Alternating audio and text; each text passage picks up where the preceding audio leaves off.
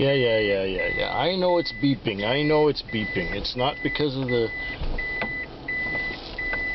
seatbelt, it's because of the reverse gear. Now we'll put it in a forward gear and we won't hear no beeping anymore. It is Taxi Vlog 224 as far as I can gather, and yes, you may come on. I don't know why people park right across the street from each other, but they do, and so it blocks traffic. Anyhow, here we are. It is the 9th of October. Now we'll have to go back a couple of weeks to, I think, the 25th of September, which was my last shift before we went to South Tube 6. And it was one of those nights where, you know, I had too much Interac from the whole week before, and so the owner of the cab owed me some money, so I was just out there to get my cash out and not have any more Interac, and pretty much it worked out. It worked out that he didn't owe me anything at the end of the night, but I didn't really make a lot of money. Didn't matter, I just needed to get the money out so I could go on my trip, if that makes any sense. So, like, it was nothing special. I watched videos, I did a few trips here and there, I worked somewhat, and got through the night. Then it was a mad scramble to get everything completely packed and ready and to go. And we went and we had a wonderful time down in South Carolina, Myrtle Beach. I put some videos up already that I had a chance to put up. I have to edit the stuff, the material that I have left, and there's quite a bit of it, and I hope to get on it on my days off, which would be tomorrow and on Thursday. This is Tuesday night, in case you're looking some other day. Well, it would be Wednesday or Thursday by the time you see it anyway. Okay. So this week, now that we got back from our whole trip and got ourselves back sort of in the groove, I came to work on Friday night, and because it's a long weekend, we had Thanksgiving on Monday. Because it's a long weekend, it was not very busy. It was down about $100 from what I would consider acceptable on the Friday, and it was alright. It was good. Well, it was kind of quiet. Well, in a way that's good, because you're sort of easing yourself back into being at work. I don't like to be completely slammed when I come back to work after a vacation. I like to sort of ease into it and get familiar with working again, if that makes any sense. Saturday night was kind of the same. It was not busy. It's just sort of plodded along, and I got a little bit lucky. I had a few long fares, which helped a bit, but there were a lot of gaps in between, and I got a fair amount of reading done in between calls. And in the morning it was pretty quiet, so I went to sleep, and then I guess it was about 20 to 6 that I got awakened by a call and went to get some people who were going to run a marathon or something like that. There was some kind of a race event going on downtown. So I took them down there, and it took about 10 minutes for them to find their Interac card so that they could pay for the ride, and then it took longer to get an approval through the Interac because there was something wrong with the system. Anyways, as soon as I got rid of them, I went and fueled up, and I got back to where we parked the cab. Then I see a shadow in my rearview mirror after I parked, and so I opened the door and I said, "So, are you driving this tonight?" And the guy says, "Yes, I am driving." Or, "Are you driving this today?" He says, "Yes, I am." So I got all my things out of there. I said, "Well, it's all yours. Have fun." He says, "Well, are you going to hook me up with any money?" No. "Don't you keep your own float?" "What time is it?" he said. So I didn't pay much attention. I looked at my watch and it said 20 after 6. I said, 20 after 6? He says, "So you stole 20 minutes off of me." I said, "Hey buddy, you have the car until 8 o'clock. I didn't steal a thing off of you. In fact, if I did steal anything off of you, I'd gladly give it back. What's the problem?" So I started to walk away from him, and he says, "You mean you're not going to give me any money?" I said, "No, I didn't make enough. I can't afford to give you money." And he said something else, and the last word he said was "bitch." Well, I would say that he's effectively cut off any future communications or dealings with me by using that word. Don't you?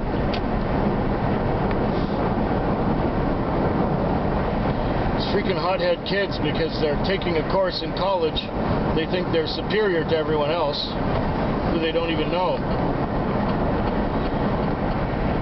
So anyway, I wasn't feeling comfortable about that. I don't enjoy altercations of any kind, especially after I worked all night and I'm tired. That was no fun at all. Anyways, I did have some trouble sleeping that day because I don't like being shaken up at the end of my shift. I came back to work Sunday night and it was quiet. But I was getting some decent fares, longer than usual. It was mostly people going home after spending time with family, because some people, you know, when it's Thanksgiving, they have Thanksgiving dinner Saturday night, they have Thanksgiving Sunday night, they have Thanksgiving dinner Monday night, and then they have leftovers all week. So, you know, I know I've had some customers who have had 3 Thanksgiving dinners, you know, Saturday, Sunday, and Monday. So, you know, there were some people who were spending time with family, and of course they had a few drinks and they didn't want to drive home. So I ended up doing a few longer fares. Like I said, it ended up being okay. One point on that Sunday night, I got called to an address that was familiar to me, and I thought, oh no, it's the Loopy Art Guy again.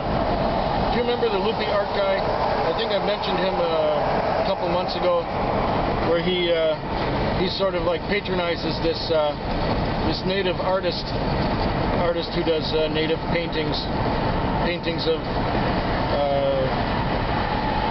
you know, raccoons and salmons and bears and you know, the native kind of paintings that are produced here on the west coast of Canada. Anyway, I get this call from the Loopy guy, the Loopy Art Guy, and he gets in, and of course he gives me the address of the First Nations person who he patronizes, and we went there. And when we arrived, he gave me $15 for the fare so far, and he says, okay, can you look after us now? Then a native guy wants to go to some other address over the tracks, the other end of town, so we go there. And the meter's still going, and he gets what he wants, and we get back into town and back to where the native guy lives, and he says, oh, I didn't finish the painting yet, but I should have it tomorrow. And then the art guy says, oh, I don't care if it's not ready, it's all right, it's okay. It was kind of strange that the Loopy Art Guy was in the back with the artist and his wife, and he was kind of feeling up both of them, or something bizarre like that. Anyway, some people I don't understand. And then on the way back, after the native guy, he made me show him the art that he's working on, and I said, well, that looks good, you know, but I'm no expert on art. I don't pretend to be an expert on art. And I said, well, yeah, it looks really good. He says, well, I'll have it ready tomorrow. So as we were heading back to the Loopy Art Guy's place, he was saying, do you think I'm getting ripped off? Do you think I'm getting taken advantage of? Don't you think those are decent people?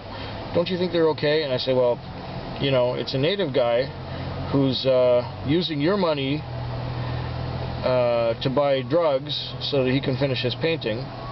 This is what I'm saying to myself. I said, yeah, they're cool. Whatever, you know, I don't mix in. I don't give opinions on what I think of things to customers. I just take them where they want to go, and I take them back, and I agree with them if they want me to. If they ask my opinion on anything, I agree with them. You know, it makes things so much easier than trying to start any kind of altercation. So anyway, we're getting back to the guy's place, and there's $44 on the meter, and he says, have I paid? Do I owe you something? I said, well, unfortunately, yeah, you do owe me something. So he says, okay, just wait for me. I'll give you my phone. Here's my phone. I'll go in the house and I'll bring some money back for you. So it's 44 on the meter. He's given me 15 already, so I'm thinking I'm going to get 30 bucks. He gives me a 50. He gives me 100. He says, can you give me 50 back? I said, sure. And then after I've done that, he gave me another 5 on top of it. So I had the 15 plus the 55, that's $70 for $44 on the meter. Thank you very much. The Loopy Art guy comes through and saved my night. So the night ended up really good on Sunday, partially making up for a really bad Friday and Saturday. Now last night again was quiet. We had a typical Monday night. And it was a little quieter than that usual because it was Monday after the long weekend and after Thanksgiving. It was Thanksgiving, the eve of Thanksgiving, so you figure everybody's had their turkey dinner already or they're just having it. And I didn't drive too many people home after dinner. I only started at like 9 o'clock, whatever, 8 or 9.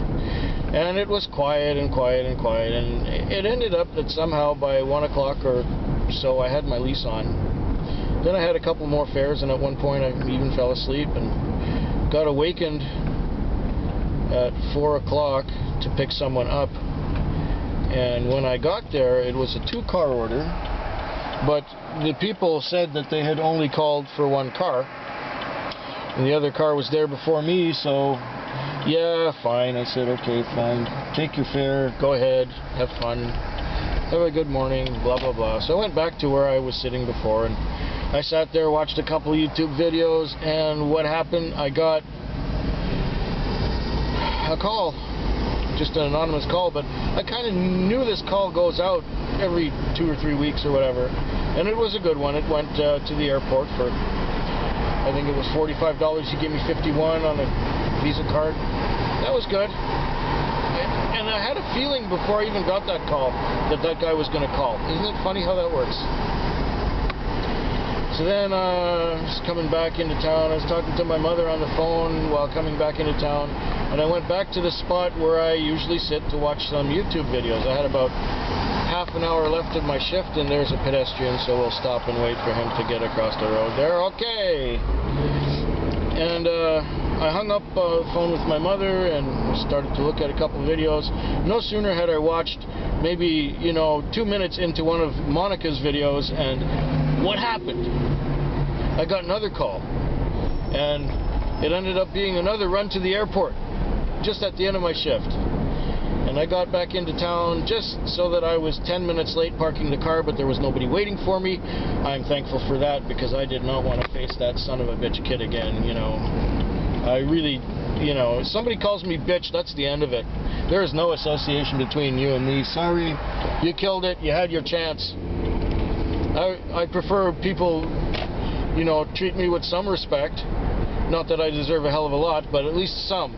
You don't go to the point of calling me bitch. I don't accept that. Then why the hell am I stewing over it still? I'm not. Really, I'm not. I'm just saying, hope your night is better than mine. Thanks, good night.